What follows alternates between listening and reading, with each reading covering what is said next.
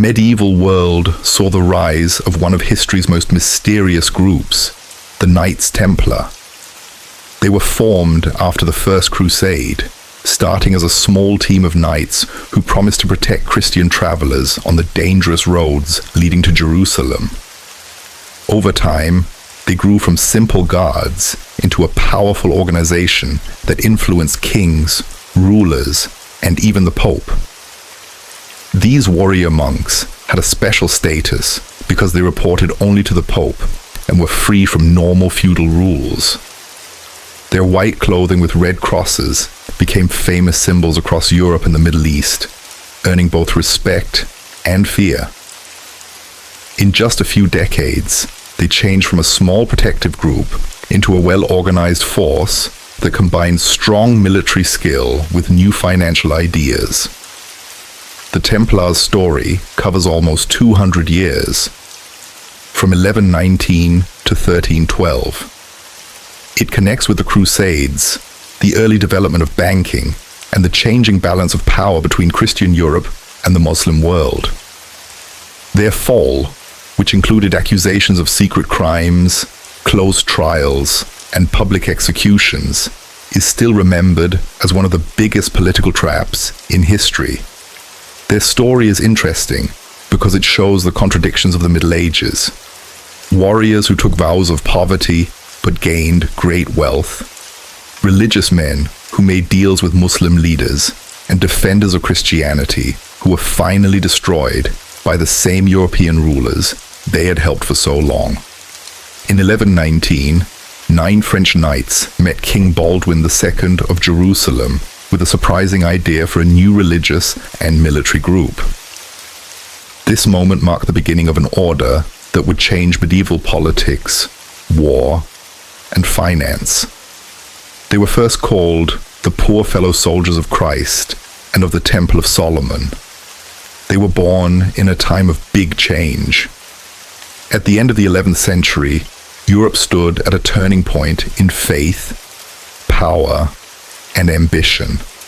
To understand why this new group appeared, we must look at the world they came from. A continent shaped by feudalism, a strong church, and a growing interest in the Holy Land. European society followed the feudal system, where people were connected through duties of service and protection. Kings stood at the top, but many times they did not have real control. Powerful nobles ruled large lands through agreements with vassals who provided soldiers in exchange for land and safety. Because of this, Europe was full of divided territories, constant arguments, and frequent violence. The Catholic Church acted as the main force that united Europe. By the late 11th century, it had become the strongest institution in Western Europe. Earlier reforms had helped the Church gain independence from kings and nobles, giving more power to the Pope. Religion shaped every part of life, from politics to daily routines. Christian teachings guided how people understood their world. Under Pope Gregory VII, who ruled from 1073 to 1085, the Church began claiming more authority over kings.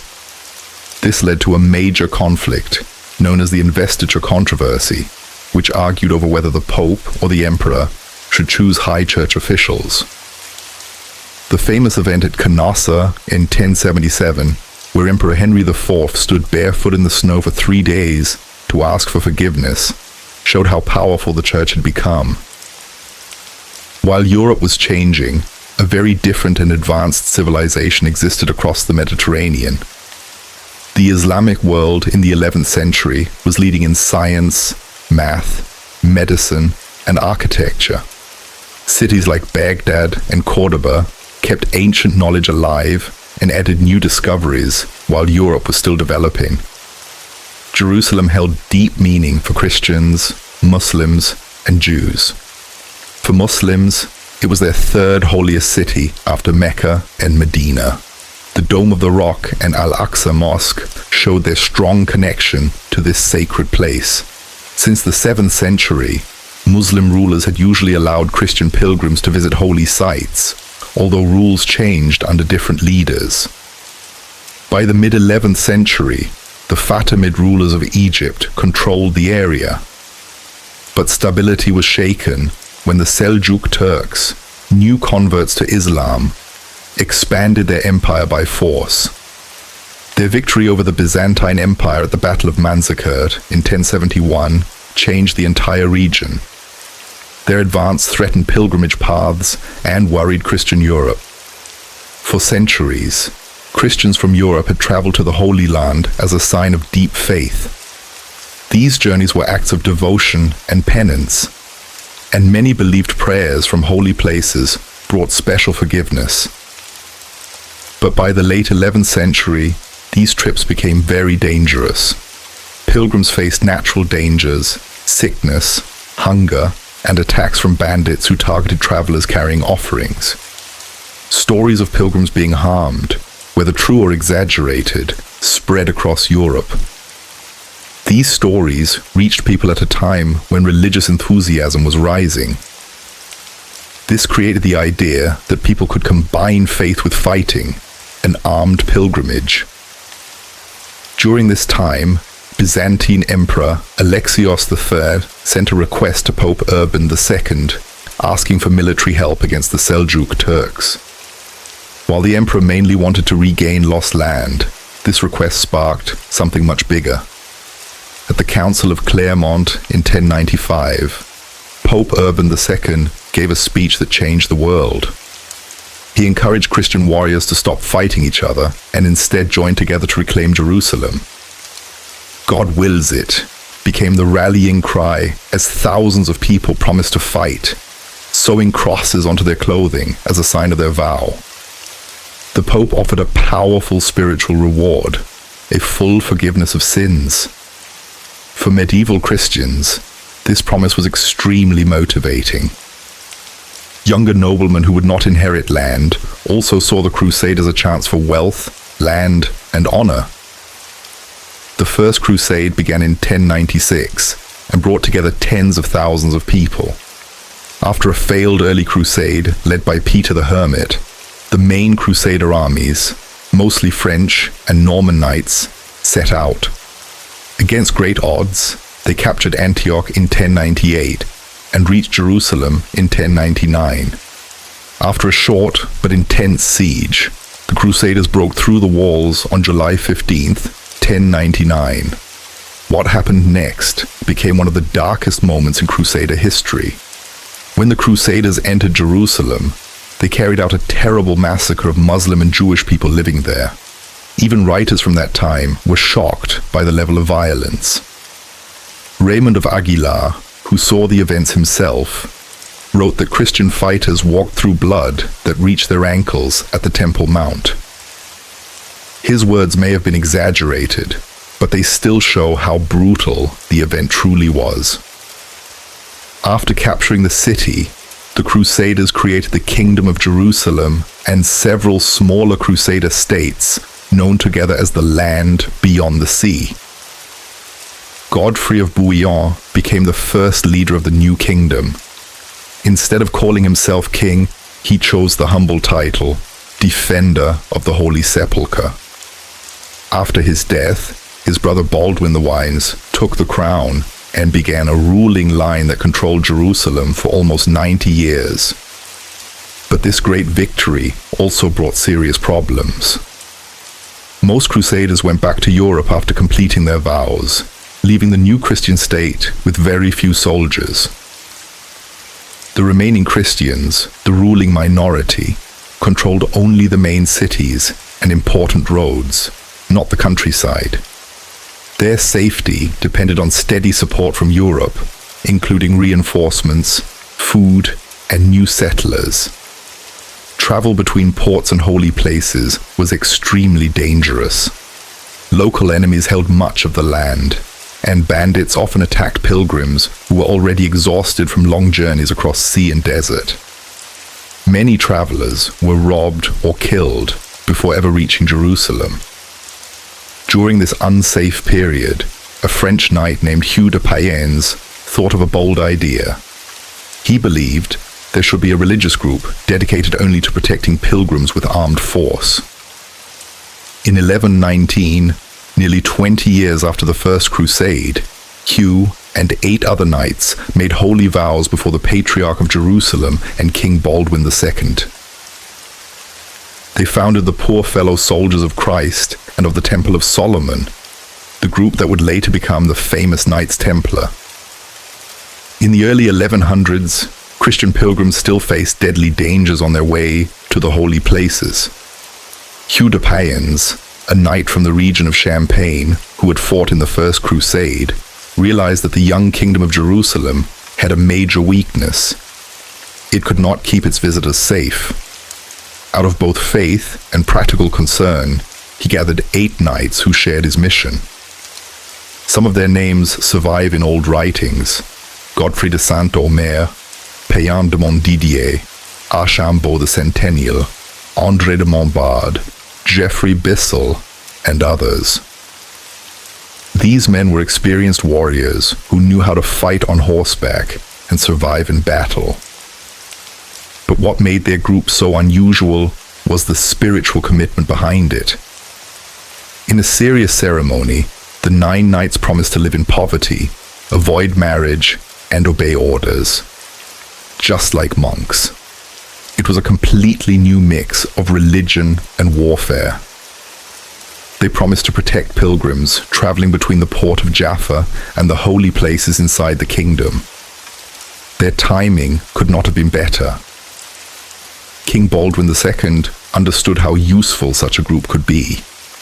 The kingdom was surrounded by Muslim armies, and its own military was too small to protect both cities and roads. A mobile group focused only on keeping travel routes safe solved a problem the king could not handle alone. Baldwin gave them rooms inside his palace on the Temple Mount, next to the Al-Aqsa Mosque. This location was deeply meaningful because Christians believed it stood on the remains of Solomon's ancient temple. The new group took its name from this sacred place, the Poor Soldiers of Christ and of the Temple of Solomon. This connection to holy history became a core part of their identity.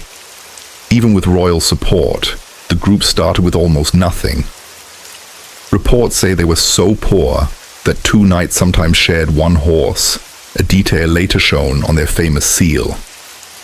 Their clothes and weapons were donated by supporters, and they survived mostly on charity. This true poverty matched their vows and made them very different from the wealthy knights of Europe. Their daily work centered on guarding pilgrim groups. They protected travelers on the dangerous road from Jaffa to Jerusalem, where ambushes were common. They formed organized convoys, placed armed guards in front and behind, and watched the hills for attackers. Many accounts say their efforts immediately reduced deaths among pilgrims. For almost 10 years, the Brotherhood worked quietly, slowly earning a reputation for discipline, courage, and strong faith. But even with their success, many people were unsure about the idea of warrior monks. Monks were supposed to be peaceful and separate from worldly matters, while knights lived for battle and honor. Bringing these opposites together confused religious leaders and nobles. Church officials especially worried about monks who used violence. Could men who fought and killed, even for a just cause, really be considered holy? This serious religious question had to be answered before the group could gain full support. There were also practical issues. Were they soldiers or monks? Should they answer to kings or to the church? Their position between the two worlds created problems for both governments and church leaders. Still, their real-world success won people over. More knights wanted to join them. Pilgrims who survived their trips because of Templar protection spread stories of their bravery. Their simple white cloaks, which symbolized purity, soon became recognizable across the Holy Land. News of this new kind of religious order eventually reached Europe, especially to Bernard of Clairvaux, one of the most respected religious leaders of the time. Bernard, who was also the uncle of one of the founding knights, had great influence and moral authority.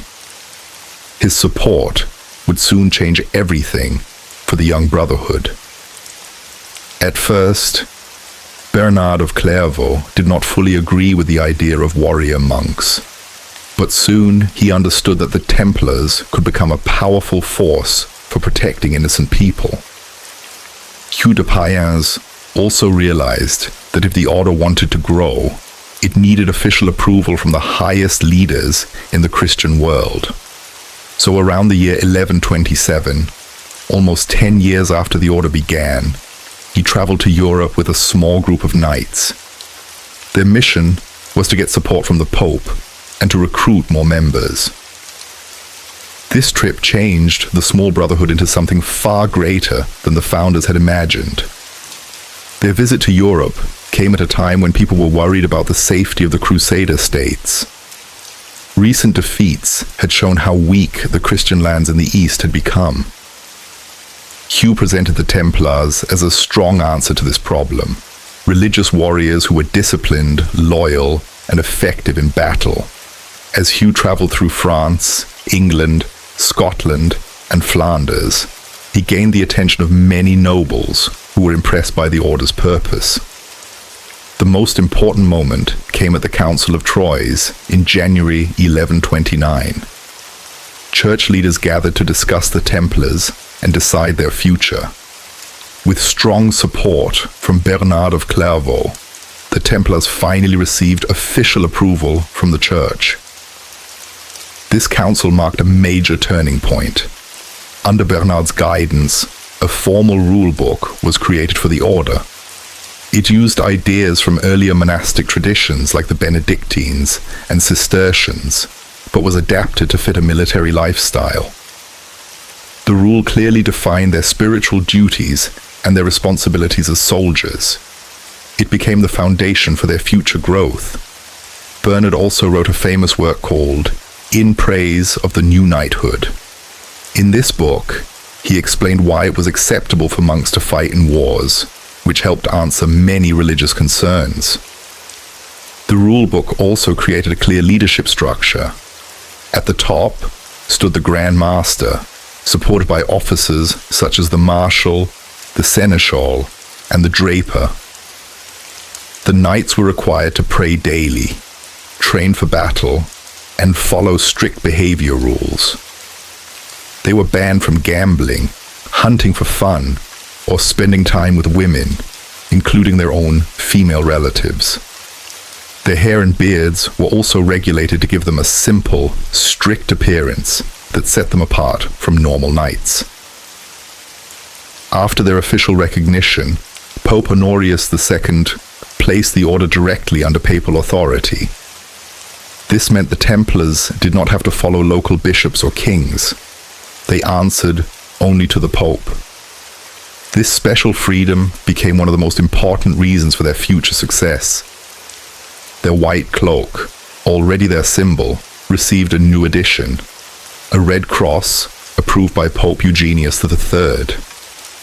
This cross represented sacrifice and became their most famous sign. With growing respect from the Church, donations poured in from all over Europe. Wealthy nobles gave land, money, and even castles. Many young knights, especially those who would not inherit family land, rushed to join the order. What started as 9 poor knights sharing horses grew within 10 years into a powerful international organization. When the Templars returned to the Holy Land after their mission to Europe, they brought back not only new fighters and supplies, but also a completely new identity. They were no longer just a small group protecting travelers. They had become the first military religious order in Christian history, an innovation that would shape war, money, and religion in ways their founders could never have expected. The Crusader states formed after the First Crusade existed in a political world very different from Europe. These Christian lands, carved out of Muslim-controlled regions, were known as Outremer, meaning the land beyond the sea. To understand the Templars' rise, we must look at this complicated political environment. The most important of these states was the Kingdom of Jerusalem, which stretched from the Mediterranean coast to the Jordan River. Around it were the county of Tripoli, the Principality of Antioch, and the county of Edessa.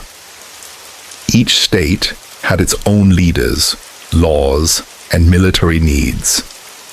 Together, they formed a thin strip of Christian territory surrounded by strong Muslim powers. The Crusader states tried to copy European feudalism, but the system did not work the same way in the Middle East. King Baldwin created a system where nobles received land in exchange for military service. But there were too few European settlers. So many government jobs were given to local Christian and even Muslim officials. Unlike Europe, where borders were more stable, the borders of Outremer changed constantly because of wars and treaties. Jerusalem developed special political institutions to deal with its unique situation.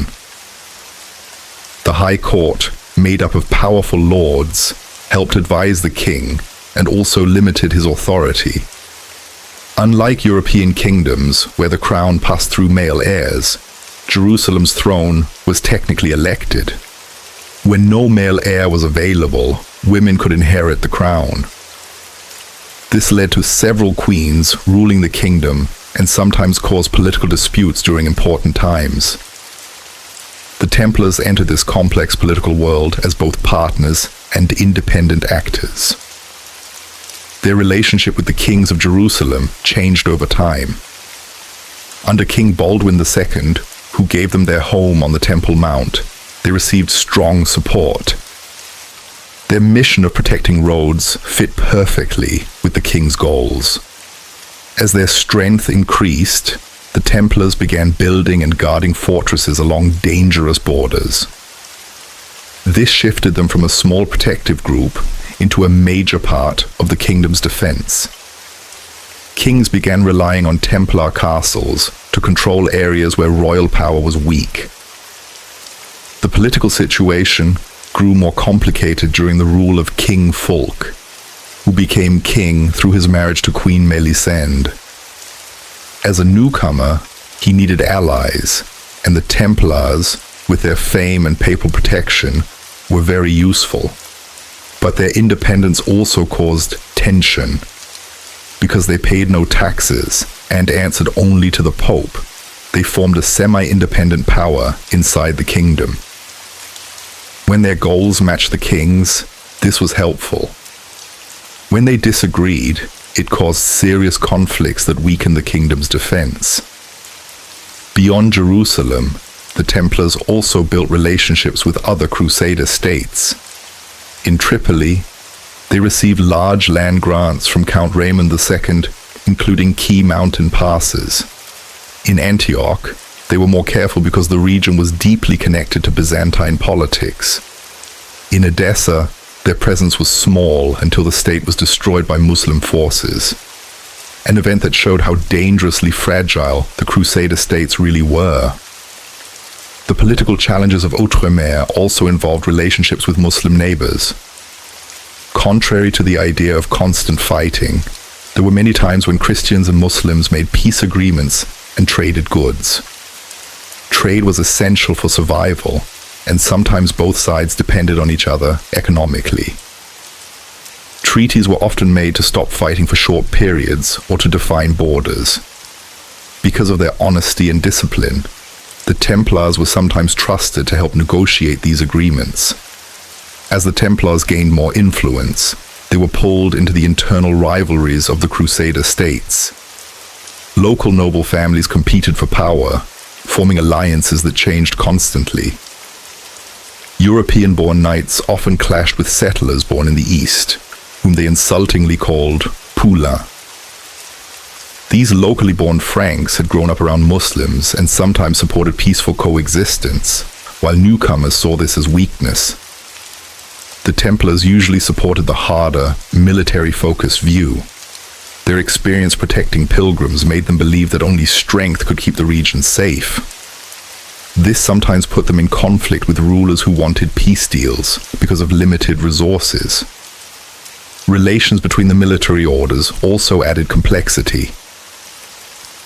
The Hospitallers, who began as a medical group caring for the sick, eventually created their own military force, partly because of the Templars' success. The two major military orders, the Templars and the Hospitallers, soon became strong rivals. They competed for donations, new members, and political influence. Sometimes their rivalry became so serious that kings or even the Pope had to step in to calm things down and force them to work together again.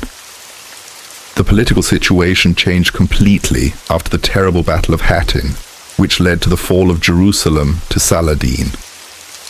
With the loss of the capital and most of the kingdom's territory, Christian rule collapsed into a few coastal towns. Power became scattered, and leaders argued more than ever. During this crisis, the military orders gained even greater importance. Because they had their own money, soldiers, and international support, they became more influential than many local rulers. Through all these changes, the Templars struggled with a major problem: balancing their spiritual mission with the real-world politics of the Crusader states. Their rule said they must protect Christian lands and pilgrims. But to do this, they often had to negotiate with kings, nobles, and foreign leaders. This sometimes forced them to act in ways that did not fully match their religious ideals. Each Grand Master handled this tension differently. Some avoided politics, while others became deeply involved in government and decision-making. By the late 1100s, the Templars had become essential to the survival of the Crusader states. Their castles protected the borders, their money supported kings who were running out of funds, and their contacts helped form alliances. But their importance also created resentment. Some rulers felt threatened by the Templars' power and independence. The political world of Outremer shaped the Templars just as much as they shaped the region. From a small group guarding dangerous roads, they had grown into major political players, soldiers, bankers, and agents of the Pope. This rise prepared them for international fame, but it also planted the problems that would later help destroy them. Turning a tiny group of knights into a worldwide order required more than papal approval. It needed a complete system that guided every part of a Templar's life: prayer, discipline, behavior, training, and combat. This system came from the Templar Rule, a powerful document that mixed the strict life of monks with the practical needs of soldiers. Its creation at the Council of Troyes was a major milestone, and Bernard of Clairvaux played a key role. His famous book, In Praise of the New Knighthood, explained why a warrior monk could still be a holy man. Bernard compared the Templars to normal knights. He criticized regular knights for pride and showing off, while he praised the Templars for fighting to protect others rather than to win glory. He wrote that a true Templar wears armor on his body and faith in his heart, making him fearless in battle and protected in spirit. His strong support convinced many critics that monks could still serve God while fighting. The first version of the rule contained 72 articles. Over time, many more were added to guide the order in different situations. The document covered everything, from prayer times to how a knight should ride a horse. The organization was led by the Grand Master, elected for life. He combined spiritual and military leadership. He oversaw a council called the Chapter, where important decisions were made. Below him were several officers. The seneschal acted as second in command. The marshal managed weapons, training, and battle plans. The commander of Jerusalem oversaw matters in the Holy Land. The draper took care of clothing and equipment, while the treasurer handled money. Across Europe and the Middle East, regional centers called commanderies had their own leaders who answered to the Grand Master. This structure allowed the order to work efficiently, even across huge distances. The rule also created social ranks within the order. Knight brothers, always from noble families, formed the main fighting force. Sergeant brothers, often from common backgrounds, supported them in combat and handled many duties. Chaplain brothers were priests who cared for spiritual needs. Serving brothers did everyday work like cooking, caring for animals, and repairing tools. Templar life was strict. Members woke before sunrise for prayers, attended several religious services each day, and kept periods of silence. They trained in fighting, cared for their horses, and completed assigned tasks. This hard routine shaped them into disciplined fighters. Their spiritual practices were influenced by the Cistercians, Bernard's own monastic order. If they missed a prayer service during battle, they replaced it by repeating the Lord's Prayer multiple times. Templars took vows of poverty, chastity, and obedience. They gave up all personal possessions when joining. They could not own money or property. The order provided everything they needed, including clothes and weapons. Even accepting a small gift without permission was a serious offense. The vow of chastity applied strictly. They could not kiss women, even their own mothers or sisters. They could not be alone with women or receive care from them while sick. These rules aimed to protect their spiritual focus. Obedience was the most important rule in battle. A knight had to obey orders instantly. Disobedience could cost lives. They were not allowed to run away unless outnumbered at least 3-1. They could not charge ahead without approval from commanders. Their discipline made them one of the most reliable forces in the Crusaders' armies. They also practiced surprisingly humane laws for their time. The rule instructed them to treat prisoners fairly and to respect agreements with Muslim forces. The order understood that survival in frontier lands often required peace and cooperation, not only fighting. As the order spread, the rule adapted to new environments. In Europe, leaders focused on managing land, money, and recruitment. In the East, commanders focused on defense and military readiness. This flexibility helped the order stay strong while growing around the world. The Templar rule became a groundbreaking document. It successfully combined two very different ways of life, monk and warrior. Other military orders, like the Hospitallers and Teutonic Knights, later copied many of its ideas. Beyond its rules, the document represented deeper changes in medieval religious thinking. It created a new kind of holy life, one where prayer and battle could exist together. The two military orders, the Templars and the Hospitallers, soon became strong rivals. They competed for donations, new members, and political power. Sometimes their rivalry grew so serious that it caused real fights, and kings, or even the Pope, had to step in to force them to cooperate again. Everything changed after the disastrous Battle of Hattin, which later led to Jerusalem falling to Saladin. Losing the capital left the Crusader states broken and scattered. They were reduced to a few coastal towns, and their political unity collapsed even further. In this unstable situation, the military orders became even more important because they had their own money, their own soldiers, and a worldwide network. As the power of local rulers weakened, the influence of the Templars grew stronger. But the Templars faced a difficult problem: how to balance their religious mission with the real politics of the region. Their rule said they must protect Christian lands, but to protect those lands, they had to deal with kings, nobles, and foreign leaders. This sometimes forced them to make choices that did not match the quiet, spiritual life of monks.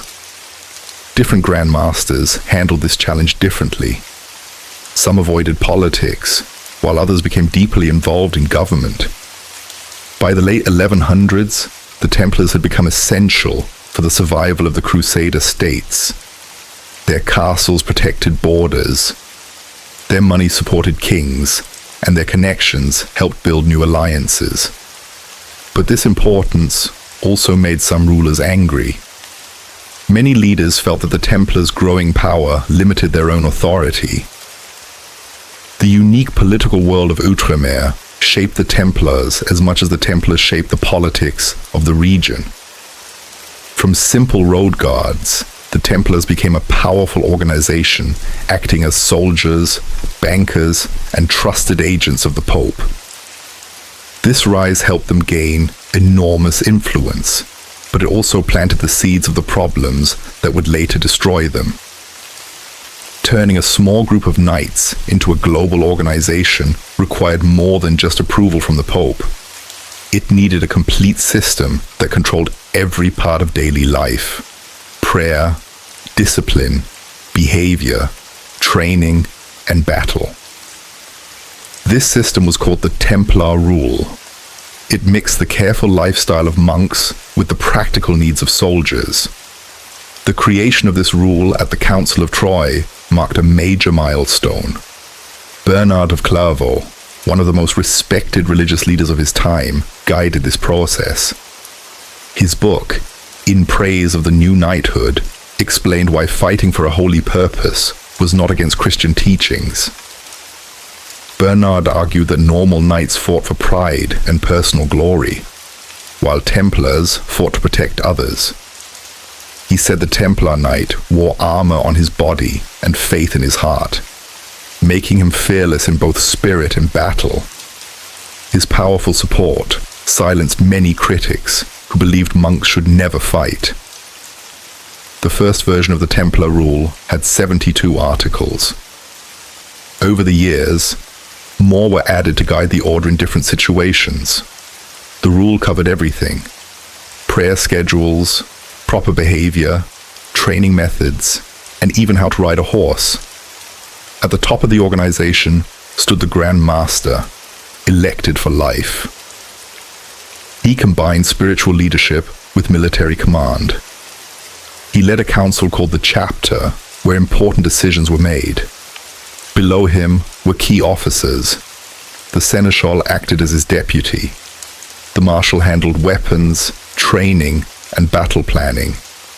The commander of Jerusalem oversaw activities in the Holy Land.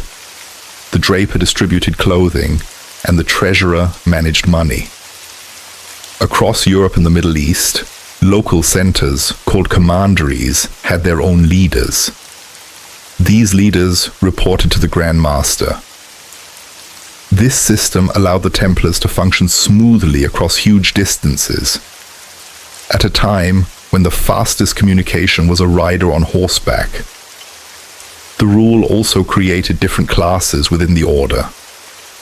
Knight brothers were noble-born and formed the main fighting force. Sergeant brothers, usually from common families, supported them in battle and handled important jobs. Chaplain brothers were priests who cared for spiritual needs. Serving brothers did everyday tasks like cooking, repairing equipment, and caring for animals. Daily life was extremely strict. Members woke before dawn for prayers, attended multiple services, and kept periods of silence. They trained in combat, cared for horses, and completed assigned duties. This routine shaped them into highly disciplined warriors. Their prayers were based on Cistercian traditions, reflecting Bernard's influence. If they missed a prayer service because of battle, they replaced it with repeated recitations of the Lord's Prayer. Members took vows of poverty, chastity, and obedience. They gave up all personal property. They could not own money or gifts. Everything they used belonged to the order. Even accepting a small gift without permission was considered a serious offense. The vow of chastity was extremely strict. Templars could not kiss a woman, even their own mother or sister. They could not be alone with women or receive help from a woman when sick. These rules were meant to keep them focused on their holy mission. Obedience mattered most on the battlefield. A knight had to follow orders immediately. Disobedience could cause defeat or death. They were not allowed to retreat unless outnumbered at least 3-1. They could not charge ahead for personal glory. Their discipline made them one of the most reliable units in Crusader armies. The rule also included surprisingly humane instructions for that era. It told them to treat prisoners fairly and to honor peace agreements with Muslim leaders. The Templars understood that survival often required balance, not constant fighting. As the order spread, the rule adapted to different regions. In Europe, leaders focused on managing land, money, and new members. In the Holy Land, the focus was defense and wartime readiness. This flexibility helped the order stay strong across many cultures. The Templar rule became one of the most important documents in medieval history. It successfully combined two opposite lifestyles, monk and warrior. Other groups, like the Hospitallers and the Teutonic Knights, later copied many parts of it. Beyond its rules, the document reflected a deeper shift in religious ideas. That serving God could include fighting for the protection of others. After receiving official approval at the Council of Troyes, the Templars entered a period of massive growth. They expanded from a small protective group into one of the most powerful institutions in medieval Europe. The rise was driven by several key factors: land donations, military skill, royal support, and a strong organizational system that crossed all borders.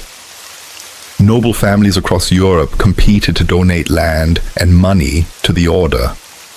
Some gave out of true religious devotion, while others hoped donations would balance out their sins. Charters from this time often read, "I, Count Raymond, give to God and to the Knights of the Temple the castle of Barbara with all its lands for the salvation of my soul." Thousands of such gifts created a huge network of Templar properties, from Scotland to the Mediterranean. These properties included farms, vineyards, mills, shops, and even entire villages. Farms brought steady food and rent income. Urban properties brought money from trade. Castles protected important travel routes. Each donation, no matter how small, added to the growing strength of the order. Managing this massive property network required a highly organized system. Local commanders were responsible for running regional estates and sending a portion of all profits to the Holy Land. This constant flow of money meant Templars in the East always had better supplies and stronger support than other Crusader forces that relied on irregular funding.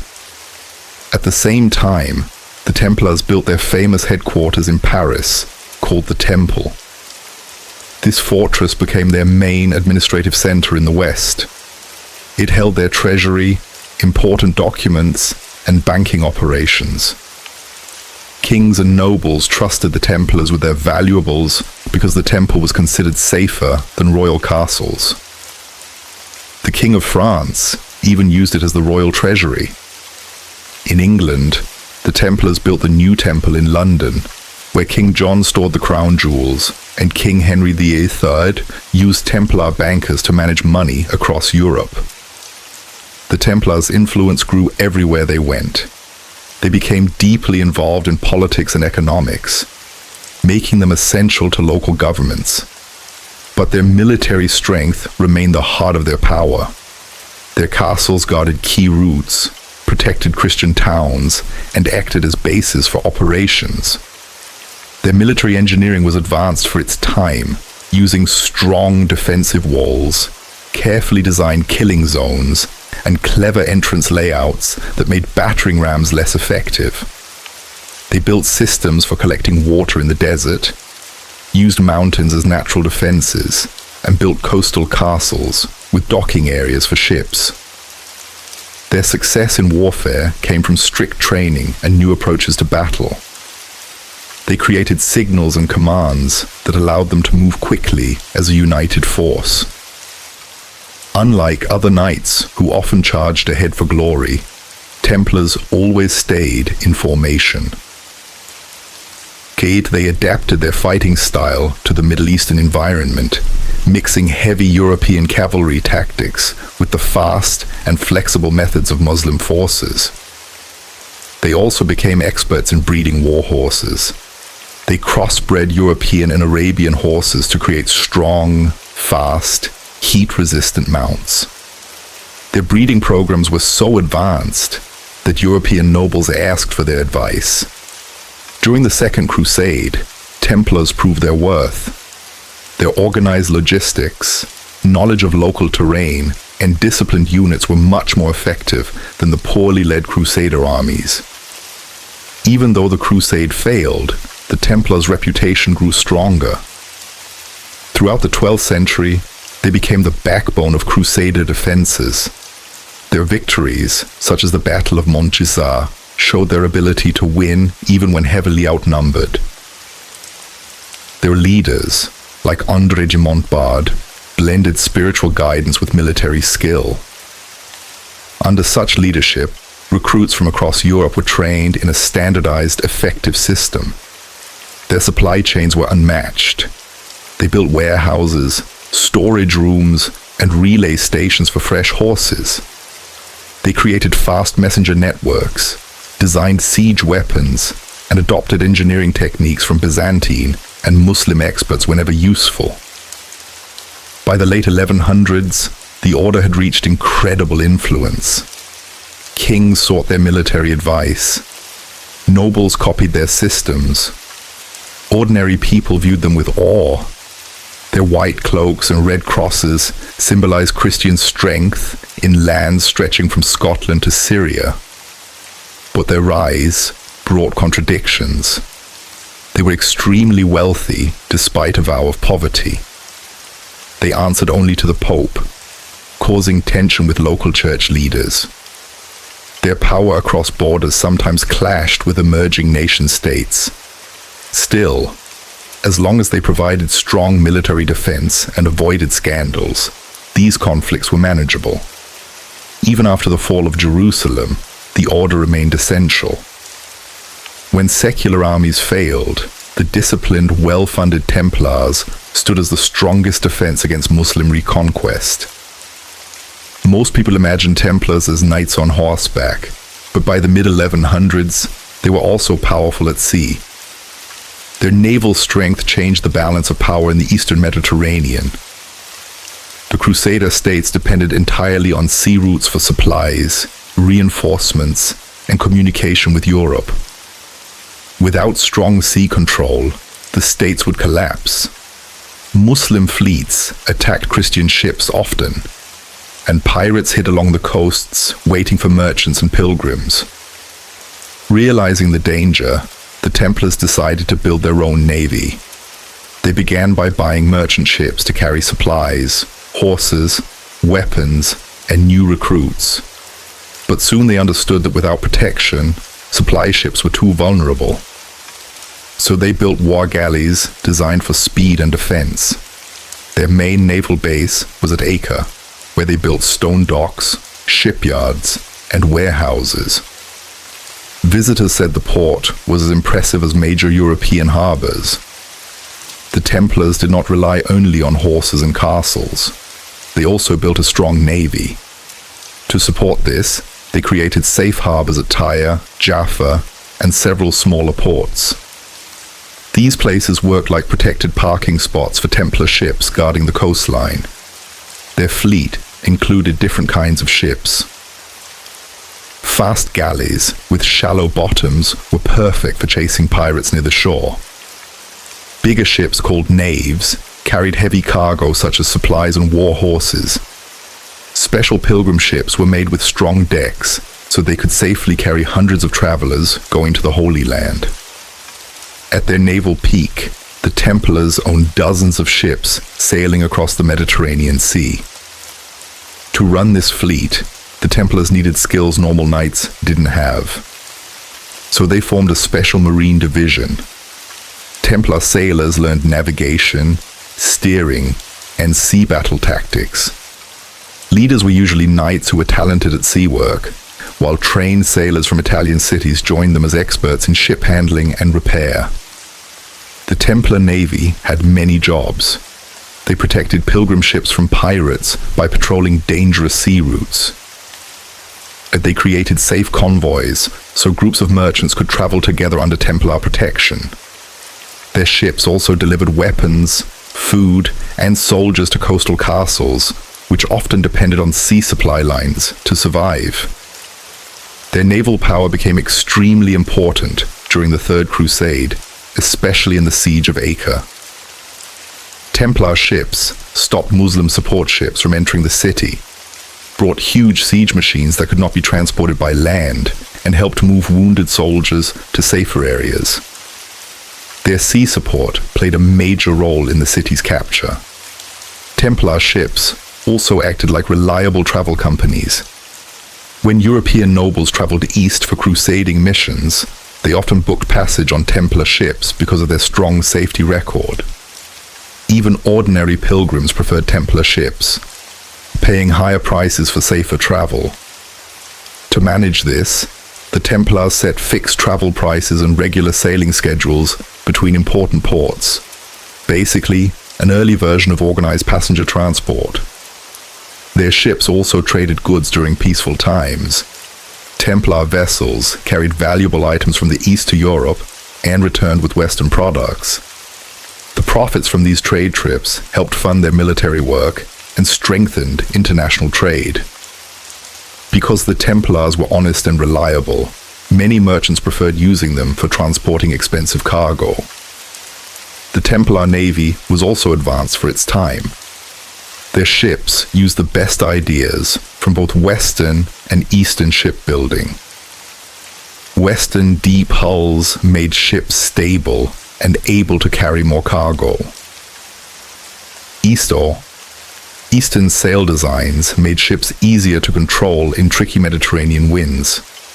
Their navigation also mixed methods, using stars learned from Muslim sailors and coastline charts learned from Europeans. At night, they used signal lanterns to keep their ships together, a system better than most European navies had at that time. This sea power increased their political strength. Controlling sea routes gave them major influence over leaders who depended on those routes to communicate with Europe. During political fights between European powers in the East, Templar ships often became the only neutral and trustworthy transport option. Their navy matched their land power, making them a complete security force, something no local ruler had. Their sea abilities became even more important after the fall of Jerusalem. As Muslims captured inland regions, the last Christian strongholds were the coastal cities.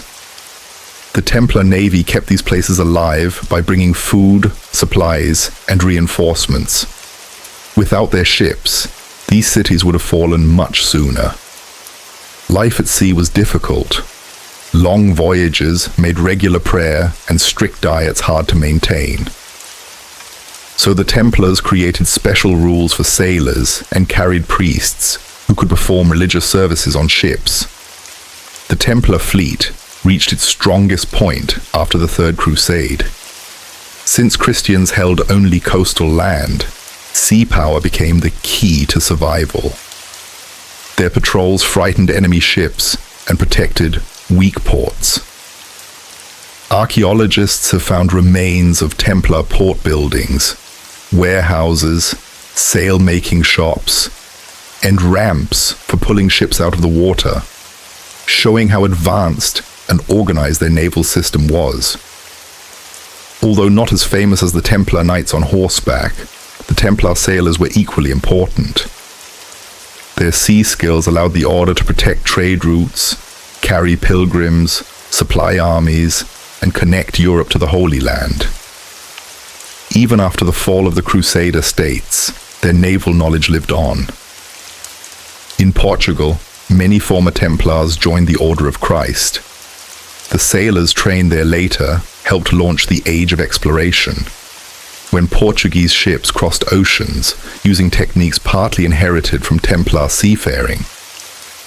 By mastering both land and sea, the Templars created a military system far ahead of its time. Their combined strategy of land defense and naval control helped build an empire of influence that stretched across the entire Mediterranean.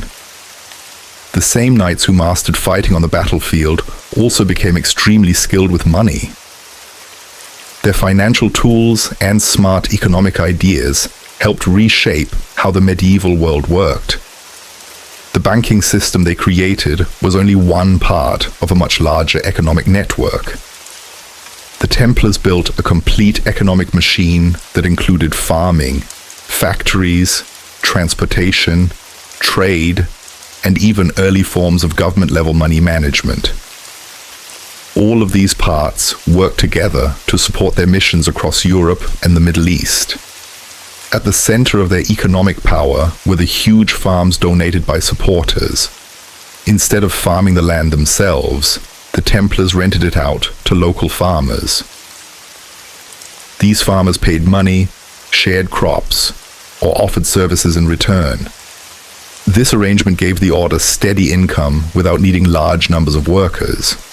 The Templars were excellent managers. They used smart farming methods, including crop rotation to keep soil healthy. They built irrigation channels in warm regions and drainage systems in rainy areas. They also took care of forests, so there would always be enough wood for building and ship repairs. Because of this careful planning, their farms often produced more food than normal medieval farms. They also raised large numbers of animals. Their sheep farms produced wool for international markets.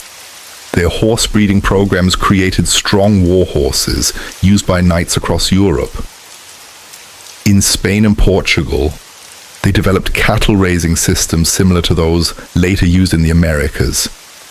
The Templars didn't stop at farming. They also built factories powered by water to grind grain, press olives, and prepare wool. They made wine, leather goods, iron tools, and cloth in their workshops. By turning raw materials into finished goods, they earned more money and reduced the need to buy supplies from others. To manage all this, the Templars created advanced accounting systems. They kept detailed records, took regular inventories, and sent financial reports from each region to central headquarters. This level of organization was extremely rare in the Middle Ages. They also used regional specialization. Each area focused on what it did best. England produced wool, Mediterranean lands made olive oil, Central Europe grew grain, and mountain areas provided timber. Everything moved through their internal trade system and was used where it was needed most. This kind of planning was similar to modern economic strategy. In cities, the Templars owned many buildings, shops, and rental properties. Their London headquarters controlled major commercial streets, and the Paris Temple owned large parts of the surrounding area.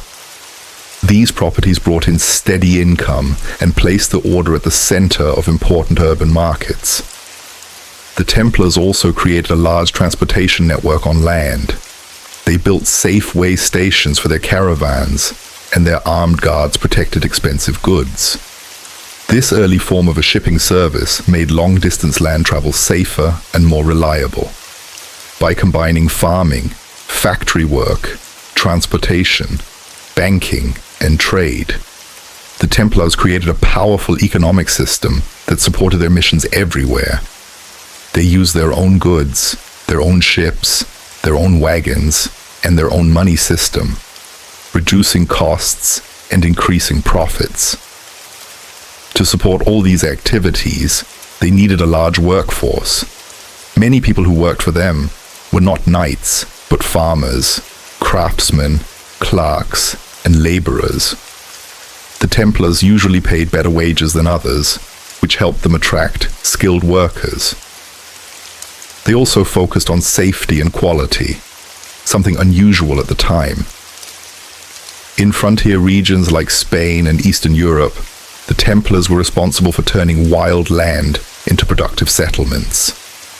They cleared forests, built mills, created towns, and constructed defensive buildings to protect new communities. Kings valued this ability and often rewarded the Templars with large land grants. Money from European farms and businesses was sent regularly to the Templar forces in the Holy Land. This steady financing helped them survive even when political conditions were unstable. Their economic network was spread out across many countries, making it strong even when one region suffered losses. Because of their huge economic power, kings often relied on the Templars for help with taxes, storing valuables, and managing national finances.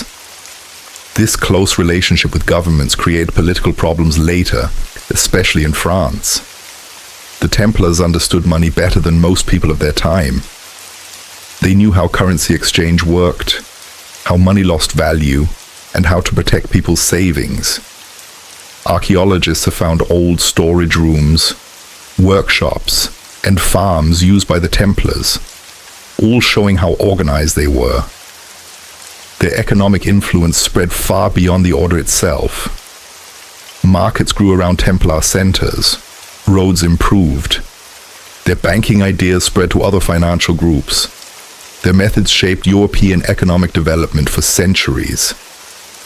The Templars were practical rather than theoretical. They didn't write about economic theory. They simply solved problems by trying new methods. This flexibility helped them create systems that were efficient and ahead of their time. Although historians often focus on Templar battles, their economic achievements may have had an even bigger long-term impact. Their ways of farming, keeping records, managing property, organizing transportation, and running banks influenced Europe long after the Templars themselves were gone.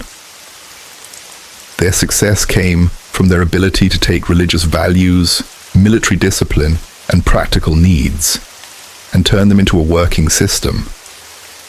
This combination allowed them to run one of the most complex organizations of the medieval world. Behind all the famous stories about battles, ships, and banking were the everyday lives of real Templar knights. These men lived with strict rules that mixed the quiet life of monks with the hard life of soldiers. Their daily routine was very different from both normal monks and regular knights. Their clothing made them instantly recognizable. Full members wore a white cloak with a bright red cross. Underneath, they wore simple wool clothing and sturdy boots. Nothing fancy or colorful like the outfits of regular knights. Their uniforms were designed for unity and purpose, not for showing off. Their grooming was also controlled. Hair had to be short enough for helmets, and beards had to be neatly trimmed. This gave them a look that symbolized both discipline and spiritual purity. Their day started early, usually before sunrise, when a bell called them to their first prayers. After praying, they went to Mass and then ate a simple breakfast. The rest of the morning was spent training with weapons, practicing formation riding, repairing equipment, and preparing for military duties. At midday, the knights returned to the chapel for prayer and then ate their main meal. Meals were eaten in silence while someone read from scripture. Food was simple but filling, with meat allowed 3 times a week because of the physical demands of military life. Afternoons depended on where they were stationed. Some knights guarded roads or escorted travelers. Others managed farms, oversaw workshops, trained new recruits, or handled finances and letters. Templar knights rotated through many roles during their service. Evenings included more prayer, a light supper, and then silence until morning. They slept in shared dormitories on simple beds with straw mattresses. They owned almost nothing personally. Everything was provided by the Order. Templars in the Holy Land lived with higher danger. They sometimes slept in full clothing with weapons ready. Coastal areas worked with the navy, while farming regions followed agricultural cycles. Prayer and spiritual life shaped everything they did. They confessed regularly, followed rules of silence, and were encouraged to think spiritually even while doing daily tasks. Military training also had a religious side. Knights prayed before practicing with weapons. Training was strict and daily. New members learned skills step by step, while experienced knights practiced advanced tactics. They cared for horses and equipment carefully, keeping everything in top condition. Life in the community balanced military rank with spiritual equality. Everyone wore similar clothing, ate the same food, and followed the same prayer schedule. Communication was controlled to avoid conflict and maintain order. The Templars avoided contact with the outside world unless necessary. They were never allowed to be alone with women and avoided activities like feasts, hunting for fun, or watching tournaments. Their free time was limited to useful exercises and reading religious texts. Discipline was strong. Small mistakes meant extra prayers or smaller meals. Bigger mistakes brought punishment or isolation. Serious violations could lead to expulsion. Letters from real Templars show mixed feelings. The life was hard, but many found deep purpose in service, prayer, and protection of others. Some Templar knights spent weeks traveling between different safe houses, always alert and ready for danger. Others worked in finance, handling complicated money exchanges and dealing with many different types of currency. A knight posted at a border fortress might spend one day supervising construction, another day meeting nearby communities to keep peace, and another day riding patrol. This variety of duties gave each knight different experiences, even though the rules and discipline of the Order stayed the same everywhere. Because the Order was international, daily life brought together men from many countries. A French knight might live and work beside brothers from Spain, England, and Germany. Latin was used for church services and official business, but daily tasks often required speaking multiple languages. This mix of cultures helped knights learn different fighting styles, new administrative methods, and useful skills from each other. Medical care was also an important part of their lives. The Order kept infirmaries with trained medical brothers who provided care far better than what most soldiers received. They also taught preventive health, clean water, proper clothing for different weather, and good hygiene. These practices helped Templars stay healthy, especially in the Middle East, where unfamiliar diseases often weakened European armies. Different seasons created changes in their routine. Major church festivals like Christmas and Easter included special services and rare feasts. Farming regions adjusted schedules during planting and harvest. Winter months in northern lands focused on indoor work, such as repairing equipment, organizing records, and training in specialized skills. No matter the season, the Order kept its members active and productive. The psychological side of Templar life was very complex. They lived like monks, following quiet prayer schedules, but they also trained daily for violent combat.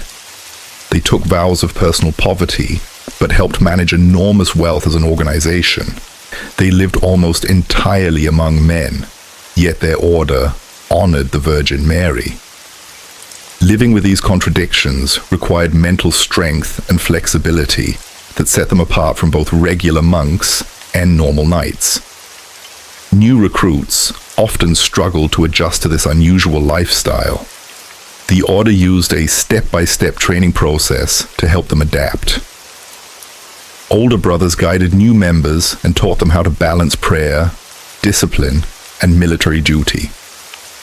Some recruits quit during training because of the strict demands. Others found deep meaning and purpose they never had before. Throughout the entire history of the Order, the daily life of a Templar stayed surprisingly the same. Whether in the early years or at the height of their power, knights followed almost identical routines. This created a strong sense of unity between generations. Even as the Order expanded into banking or ran large territories, the core mission, prayer and protection, stayed unchanged. This lifestyle created a unique identity. Templars were not exactly monks and not exactly knights. They were something in between, a new kind of medieval figure. Their daily habits showed this mix clearly. Quiet prayer combined with military training, simple living combined with powerful organization, personal humility combined with collective strength. These everyday realities shaped their identity more than any major event in history.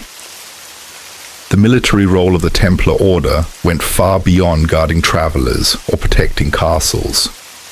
Throughout their history, the Templars took part in almost every major battle fought to defend or expand Christian lands in the Middle East. Their strict discipline, strong equipment, and fearless courage made them extremely valuable in Crusader armies, which often suffered from weak leadership and uneven skill. Their reputation in battle grew quickly. Only 10 years after becoming an official order, Templar units started appearing in major field battles beside kings and lords. Their first major appearance was at the Siege of Ascalon in 1153. Ascalon was a powerful coastal city used by Egyptian forces to attack Christian land. Under Grand Master Bernard de Tremblay, Templar knights led several attacks on the city walls. When a section of the wall collapsed, they rushed forward to take control of the opening. What happened next is debated. Some sources say the Templars moved ahead too quickly because they hoped to claim treasure first. Other sources say they were simply trying to secure the breach so the rest of the army could follow. Either way, the knights became trapped and heavily outnumbered. Bernard and about 40 Templars were killed. Their bodies were recovered only after the city fell days later. Despite this loss, the Templars continued to grow as a fighting force. They helped defend Christian lands against Nur-ad-Din, a powerful Muslim leader who united Syria and northern Mesopotamia. Templar castles blocked his advance, and their mobile forces fought many small battles along the borders. One of their most famous victories happened in 1177 at the Battle of Montgisard. Saladin invaded Christian territory with an army of around 26,000 men. King Baldwin IV had only a few hundred knights and a few thousand foot soldiers.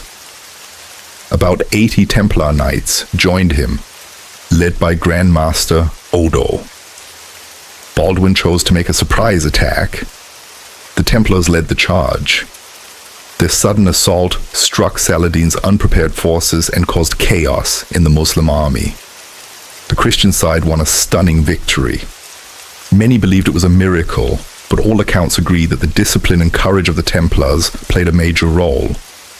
However, victories like this didn't last. Saladin's power grew, and the Templars suffered several defeats. Grand Master Odo was later captured. Templars refused ransoms because they believed it encouraged enemies to capture them instead of killing them. This was part religious belief and part battlefield strategy. The worst defeat came in 1187 at the Battle of Hattin. King Guy of Lusignan ignored warnings, including from the Templars, and marched his army through dry land during intense heat. Saladin trapped them. The Templars and Hospitallers formed the rear guard and carried out desperate charges to save the army, but it wasn't enough. Most were killed or captured. Saladin personally ordered about 200 Templars and Hospitallers to be executed because he saw them as the deadliest enemy. After Hattin, Jerusalem fell. This disaster actually made the Templars even more important.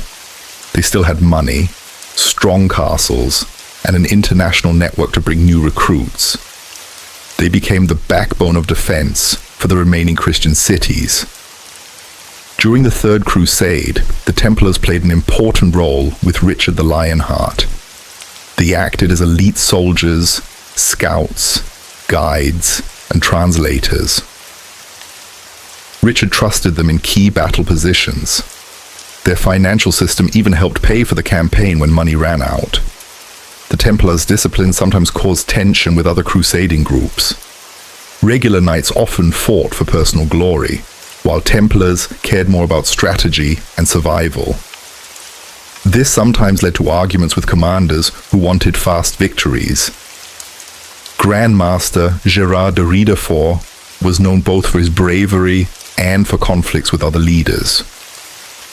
Grand Master Gerard was brave, but he often made risky choices.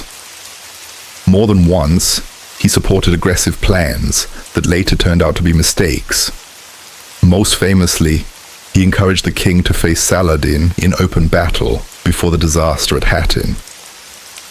His life shows how hard it was for military leaders to balance courage with smart planning. The Fourth Crusade never reached the Holy Land at all. Instead, it stopped and attacked Constantinople, creating long-lasting damage between Western Europe and the Byzantine Empire. The Templars kept their distance from this crusade. Most of them continued guarding the remaining Christian lands instead of joining political adventures. This showed their focus on their true mission: defending the threatened frontiers. Later crusades became less effective. The Fifth Crusade began well, capturing the Egyptian port of Damietta. Templar units played an important supporting role. But as the army pushed deeper into Egypt, poor planning caused the entire campaign to fall apart. During the chaotic retreat, the Crusader army was almost destroyed. Throughout this campaign, the Templars tried to warn leaders about unrealistic goals, but their advice was often ignored. The Sixth Crusade was different. Emperor Frederick II regained Jerusalem through negotiation rather than fighting. This made the Templars uncomfortable because the agreement felt weak and temporary. They kept their distance and doubted the long-term success of the arrangement, and they were proven right when Jerusalem returned to Muslim control only 10 years later. Their cautious approach caused political tension, but showed their understanding of the region. Through all these ups and downs, the Templars stayed active. While other armies came and went, the Templars kept soldiers in their castles all year. Their ships continued guarding the sea routes, and their scouts watched enemy movements even during times of peace. Their steady presence helped provide stability when Europe's attention drifted elsewhere. The Templars' view of Muslim forces changed over time. While they were dedicated to defending Christian lands, experienced leaders came to understand the political complexity of the Muslim world. Unlike European nobles who arrived briefly and saw everything in simple religious terms, Templars who lived in the region recognized internal divisions, rival rulers, and shifting alliances. Sometimes, they even negotiated temporary agreements when it made strategic sense. Gerard de Riedefort, despite his mixed record, became a symbol of the Templar fighting spirit. He rose to Grand Master, even though he came from a modest background. After surviving Hattin, he was captured at Acre, but later released, a rare exception, since Saladin usually executed Templars. He eventually died in battle, remembered as a man of great bravery, but sometimes poor judgment. As the 1200s continued, warfare changed. The Templars adapted by adding crossbowmen, siege engineers, and fast scouts to support their heavy cavalry. Their castle designs also improved, adding multiple walls, new defensive shapes, and better arrow positions. This willingness to evolve kept them effective longer than many other medieval armies. Their last great stand happened at Acre, the final major Christian city in the Holy Land. As Muslim armies under Sultan Khalil moved to wipe out the remaining Crusader territories, the Templars were among the main defenders. When the city's walls finally fell in May 1291, the Templars fought until almost the last moment. Their headquarters held out a little longer, allowing some civilians to escape before it was destroyed. Grand Master William of Beaujeu died leading a counterattack, showing the Order's tradition of fighting to the end. After Acre, the surviving Templars moved to Cyprus. From there, they launched small raids along the Syrian coast, trying to keep some Christian presence alive. Their final foothold was a tiny island off the Syrian shore. In 1303, Mamluk forces took it after a fierce assault. Captured Templars were executed, following the usual fate of brothers taken in battle. With this, their military role in the East ended. Across nearly 200 years of warfare, the Templars earned a reputation for discipline, courage, and professional skill. Both Christians and Muslims recognized them as exceptional fighters. From great victories like Montgisard to desperate last battles like Acre, they remained committed long after other armies had come and gone. When Acre fell in 1291, it marked the end of 2 centuries of Crusader rule in the Holy Land. This final loss came after a long period of decline. Understanding this collapse shows how shifting European priorities, strong Muslim leadership, and Christian disunity slowly weakened the Crusader states. The decline began long before the final siege. Even after the Third Crusade, the remaining Christian territory was reduced to a thin line of coastal towns. Without farmland and strong inland defenses, these areas were always at risk. They depended on constant supplies from Europe and had little room to recover from attacks. By the 1200s, Europe was losing interest in crusading. The early passion of the First Crusade faded. Kings and nobles began focusing on their own kingdoms instead of distant wars. Many papal calls for new crusades were ignored or only partially supported. Those crusades that did happen were often misdirected, like the Fourth Crusade's attack on Constantinople. This lack of support caused major problems for the Templars. Their whole system relied on steady flow of recruits and money from Europe. As Western involvement shrank, the Templars had to carry more of the burden with fewer resources. Meanwhile, the Islamic world was changing. The rise of the Mamluk Sultanate in Egypt created a powerful and united enemy. The Mamluks trained professional slave soldiers who were skilled and disciplined. Under Sultan Baybars, they launched organized campaigns to eliminate Crusader strongholds one by one.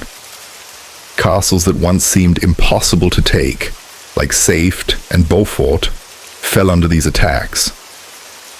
The disastrous Battle of La Forbie in 1244 warned that a collapse was coming. Many Templars were killed, including their Grand Master, Armand de Périgord. This defeat badly weakened their ability to defend remaining lands, just as the Mamluks were becoming stronger. Internal Christian conflicts made everything worse. Italian trading cities, Genoa, Venice, and Pisa, often fought each other inside Crusader ports. One conflict, the War of St. Sabas, turned Acre's streets into a battlefield between Christians.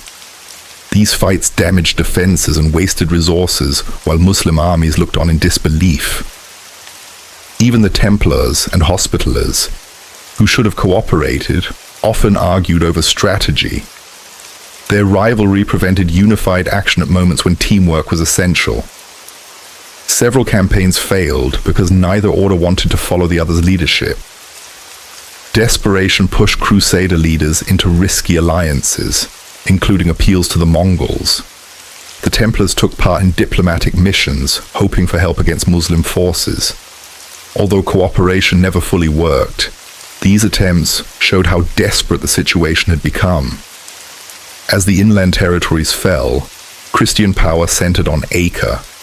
It became crowded with military orders, nobles, and refugees. Too many leaders claimed authority, and planning for the city's defense became almost impossible. Castle Pilgrim, Etlit, a massive Templar fortress on the coast, became a symbol of their determination.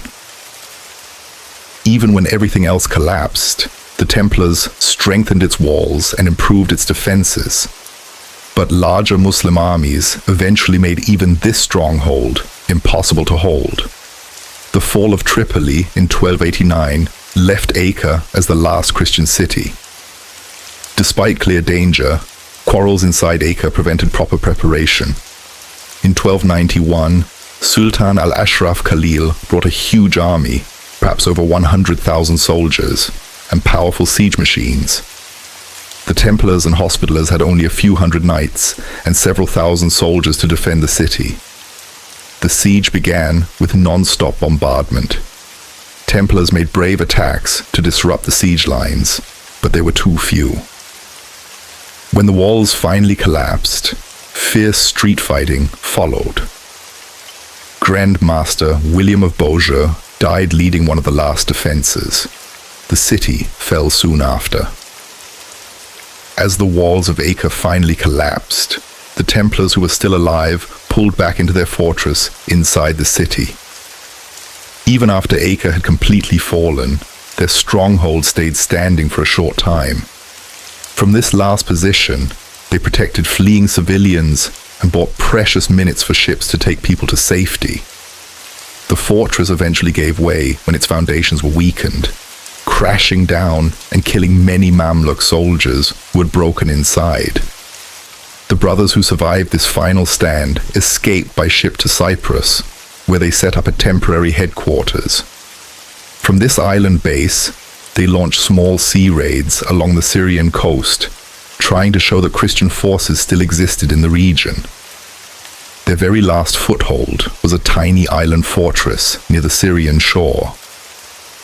In 1303, a powerful Mamluk attack captured the outpost, and the entire Templar garrison was executed.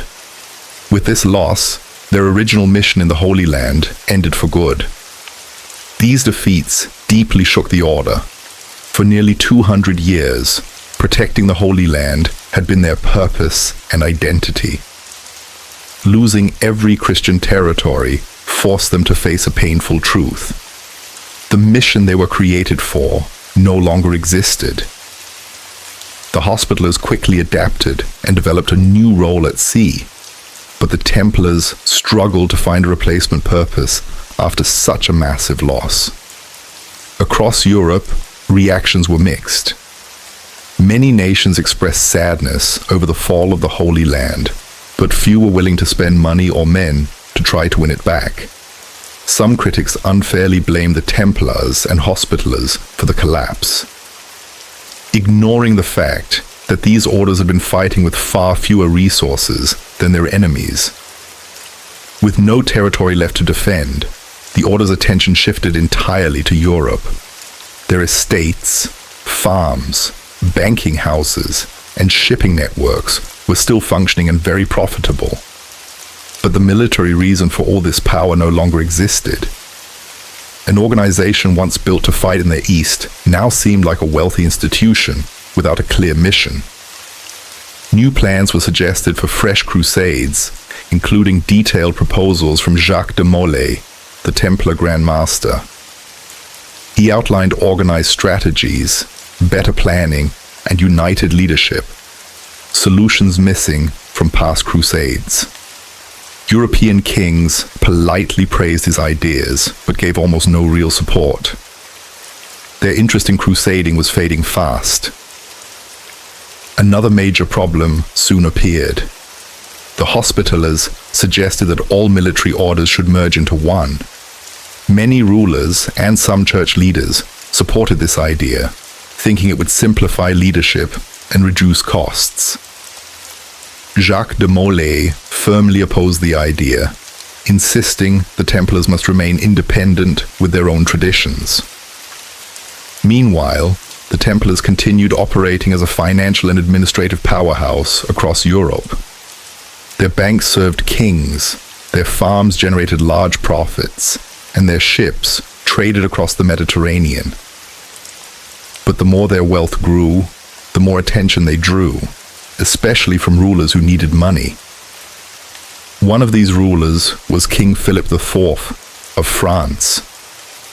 After the fall of Acre, the Templars still controlled enormous resources, tax exemptions, and legal privileges. But without an active crusade, many Europeans began questioning why they still needed so much independence. What had once seemed like necessary freedom for a military order now looked like unusual power held by a group with no battlefield left to fight on. This made them vulnerable. The order still held great wealth, influence, and special protections, but now lacked the military mission that once justified them. The perfect conditions were forming for the crisis that soon followed. What makes their fall especially tragic is that their defeat was not caused by lack of courage or discipline. Their soldiers fought bravely to the very end, even when the situation was hopeless. They stayed loyal to their mission long after most European leaders abandoned it. But no amount of bravery could stop the political and military forces working against them. By the early 1300s, the Templars stood at a turning point. Their past was glorious, their present was uncertain, and their future was at risk.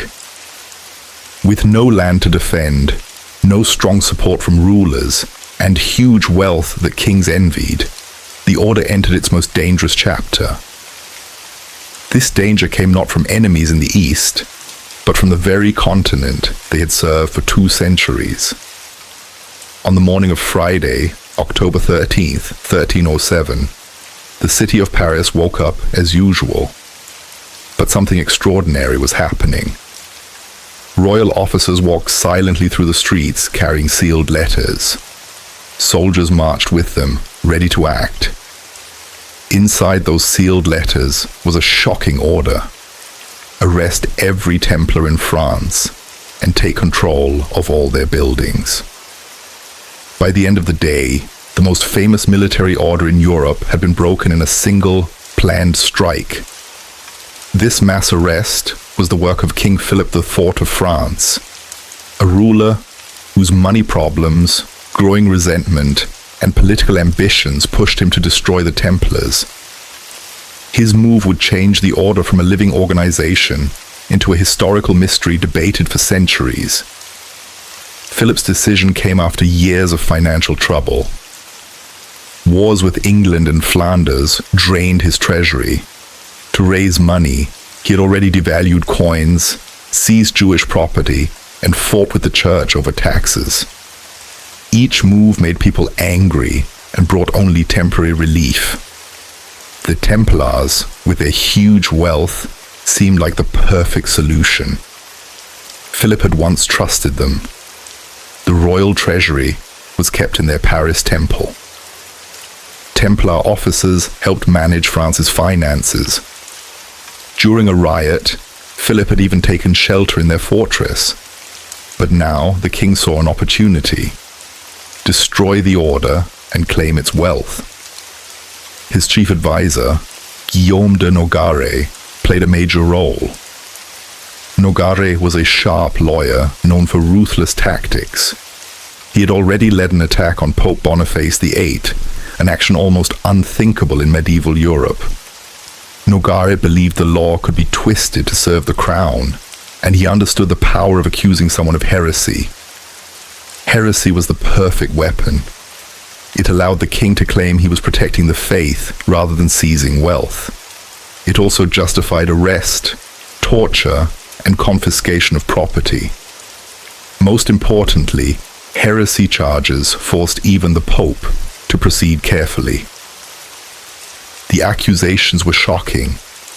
Denying Christ during secret rituals, spitting on the cross, strange kissing ceremonies, worshipping a mysterious head called Baphomet, immoral behavior among members. These horrifying claims were designed to destroy public sympathy and make the Templars seem evil and dangerous. The name Baphomet confused even medieval people. Some thought it was a twisted version of Muhammad. Others believed it came from old mystical beliefs. Its mystery made the accusation even more powerful. At sunrise on October 13th, the sealed orders were opened and the arrests began. Jacques de Molay, the Grand Master, was taken from the Paris Temple. Templar buildings across France were seized. Their vaults were opened, and their records were taken by the king's men. Pope Clement V learned about the arrests only after they happened. Though the Templars answered directly to the Pope, Philip had acted without warning. Clement wanted to protect the order, but also feared angering the French king. His complicated position left him with little control. What followed next was brutal. France used torture as part of its interrogation process, something not allowed in many other kingdoms. Templars were stretched on racks until joints tore, burned on their feet, deprived of sleep, starved, and beaten. Even the strongest men eventually broke.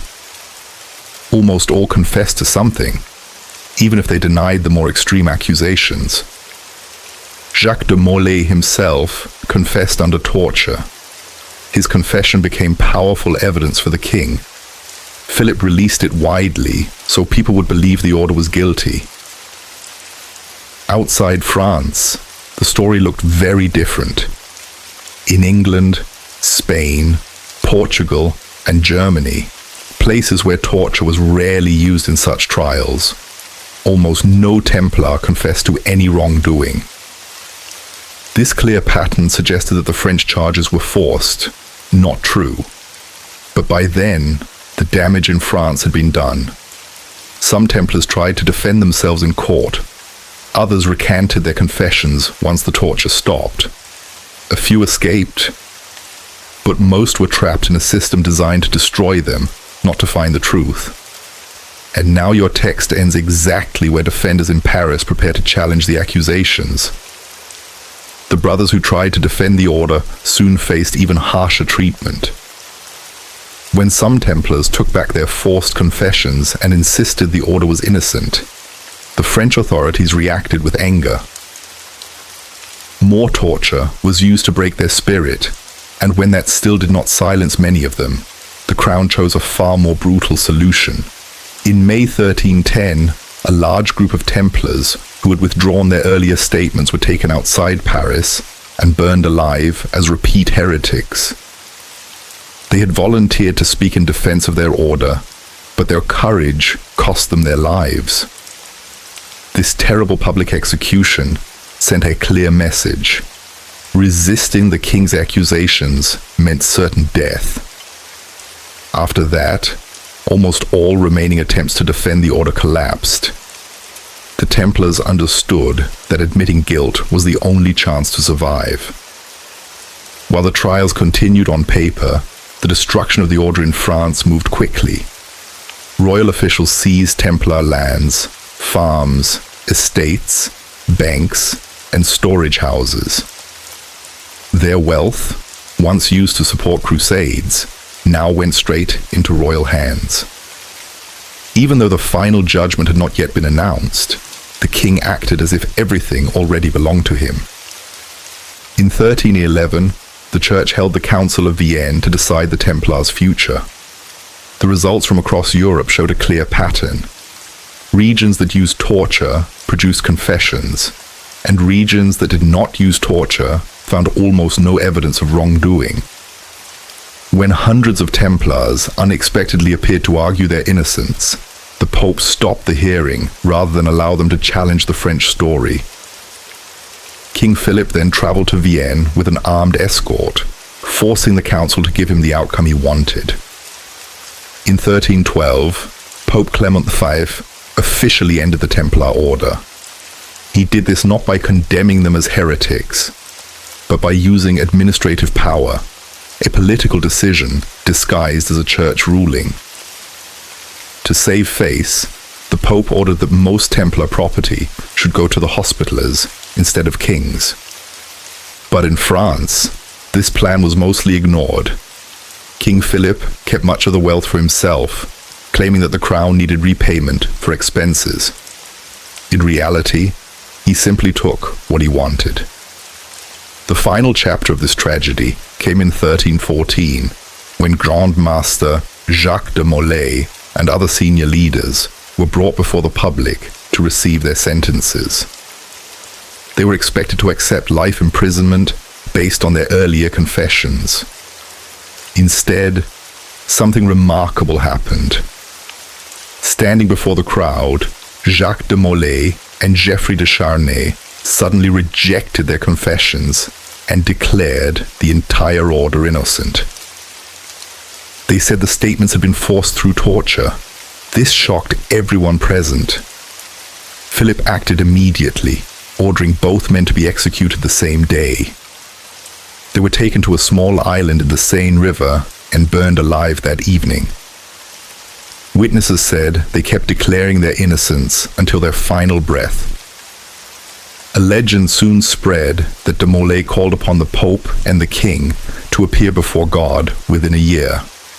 Strangely, both died within months. Clement died in April from illness, and Philip died in November in a hunting accident. Many people believed the Grand Master's curse had come true. The end of the Templars marked a major shift in European power. For the first time, a king had destroyed an international religious order that was supposed to be protected by the Pope. The tools used against them, torture, false charges, and accusations of heresy, would later be used in witch trials, inquisitions, and political purges. The case also showed how easily confessions could be forced to support any story the authorities wanted. For the Templars who survived outside France, life changed completely. Many were given small pensions and placed in other religious houses where they could be watched. Their white cloaks disappeared. Their community was split apart. Their mission ended not through defeat in battle, but through the power of kings and legal manipulation. Although the Templar order was dissolved, their influence did not disappear.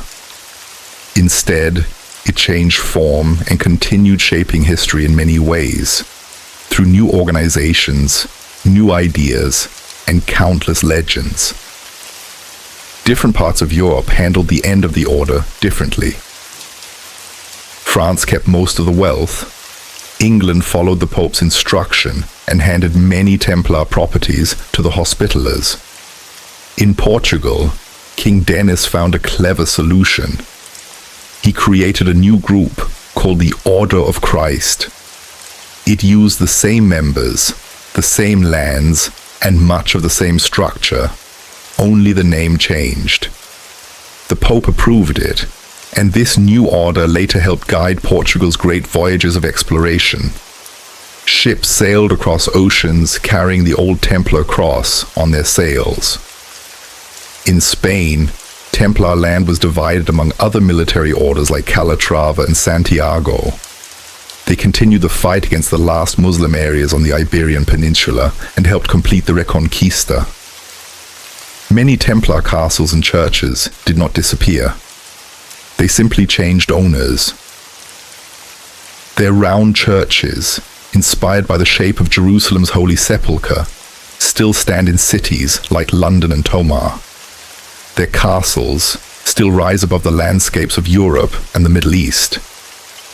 Archaeologists continue to uncover new details of how the Templars lived and worked.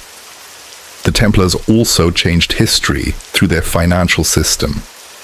Their banking methods influenced later Italian banks and helped shape the beginnings of modern international finance. Their ideas about credit, record keeping, and safe transfer of money became basic tools of European trade. But the darker side of their legacy also lived on. Their trial taught rulers how heresy charges could be used to justify seizing wealth. It showed how torture could force any confession. These methods would return many times in later centuries, especially during witch hunts and political purges. Almost immediately after their fall, stories and myths began to spread. People believed Jacques de Molay's curse had taken effect. Tales of secret Templars escaping to Scotland or hidden islands became popular. Some said they carried treasure or secret knowledge to faraway places. In Scotland, legends claim that Templars helped Robert the Bruce win the Battle of Bannockburn only a few years after the order was destroyed. Although there is no firm proof, the story became part of Scottish identity and helped link the Templars to later groups like the Freemasons. Freemasonry, which grew in the 1700s, borrowed Templar symbols and ideas. Some of its higher degrees claimed connection to the medieval order. While historians see no real organizational link, the symbolic connection became deeply rooted in Western culture. Modern books, films, and games have made the Templars even more famous. From Indiana Jones to Assassin's Creed to the Da Vinci Code, the Knights are now symbols of mystery, hidden truth, and ancient power. Their dramatic story, rising from a small group of 9 men to one of the most powerful organizations in Europe, then collapsing in betrayal, continues to inspire storytellers everywhere. Historians today still uncover new evidence about the order. Trial records found in the Vatican have given insight into the political forces behind their destruction. Archaeological digs reveal details about daily life in their castles. Scholars compare them with other military orders to understand what made them unique. The lasting fascination with the Templars speaks to deeper themes in human history. The struggle between spiritual ideals and political power, between faith and ambition, between noble intentions and human weakness. The Templars embodied all of these tensions. They were warriors who prayed, monks who fought, and administrators who handled vast wealth. Their rise shows how unity, discipline, and purpose can build something extraordinary. Their fall shows how great power and great wealth can attract dangerous enemies. Their legacy lives in architecture, finance, legends, symbols, and the imagination of millions. Even though their fortresses are gone and their white mantles have vanished, the memory of the Templars still stands strong. Their influence continues in ways they could never have imagined. Not through land or armies, but through ideas, structures, stories, and symbols that still shape our world today.